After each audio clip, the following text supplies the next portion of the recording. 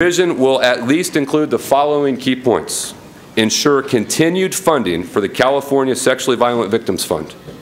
Require the Sex Offender Management Board to establish standards for and certify sex offender management responsibility for conducting risk assessment for sex offenders subject to supervision under parole or probation.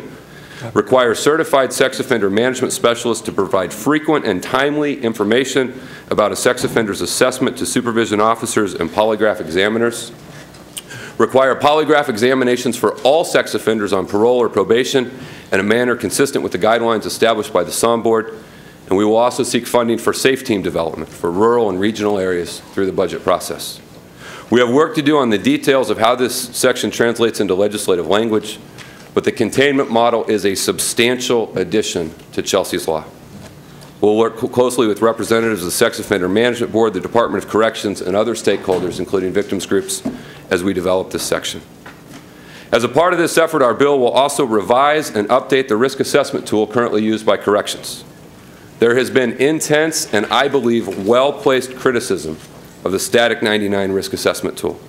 It's a broken system that doesn't take into account an offender's continued actions, nor factors like violent behavior. As a part of the containment model, we will include funding to develop and authorize the implementation of a dynamic risk assessment tool. This will be an ongoing assessment tool that will include multiple factors, including actions on parole and a violence risk instrument. This change is also significant and will fundamentally change how we continue to monitor sex offenders on parole. There are two additional changes based on the Sex Offender Management Board that I think are important. The first will require the Megan's Law website to indicate the risk assessment score, which will provide more information to the public on the level of offender. And the second will require the medically disordered offender law to require continued detention of offenders where evaluators are tied in their assessment. We believe and think you will hear testimony that the containment model, given it will contain people and reduce recidivism, will generate significant savings to the current system. These savings are certainly greater than the cost of the program and are very likely to offset much of the increased incarceration costs of Chelsea's law. However, those anticipated or projected savings are not enough. We are all aware of the current budget crisis California faces. We are also aware of recent court orders related to prison population in our state.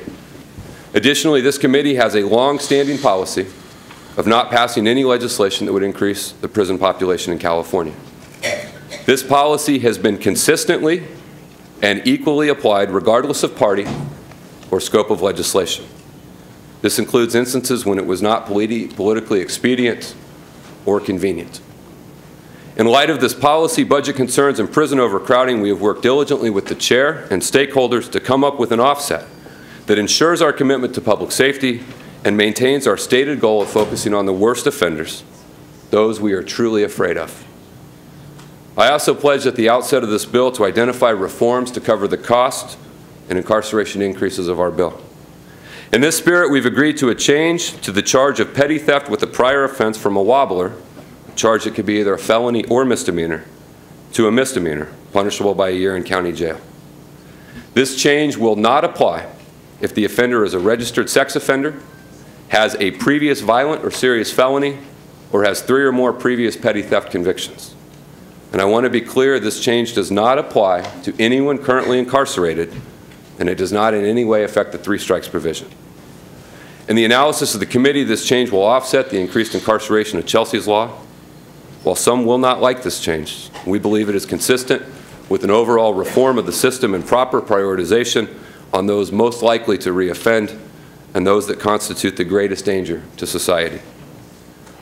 In conclusion, we believe this combination of increased sentencing, enhanced parole and oversight, the inclusion of park restrictions on parolees, the containment model, more detailed registering information on the Megan's Law website, changes to the mentally disordered law and dynamic risk assessment tool are a significant step forward in the protection of the children of California and a major step towards an overall reform of how our criminal justice system deals with violent sexual predators.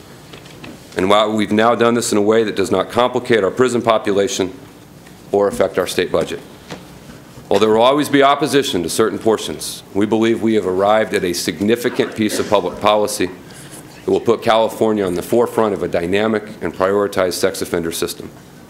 I want to thank all of the stakeholders who have been with us from the very beginning, through many very long days and late nights.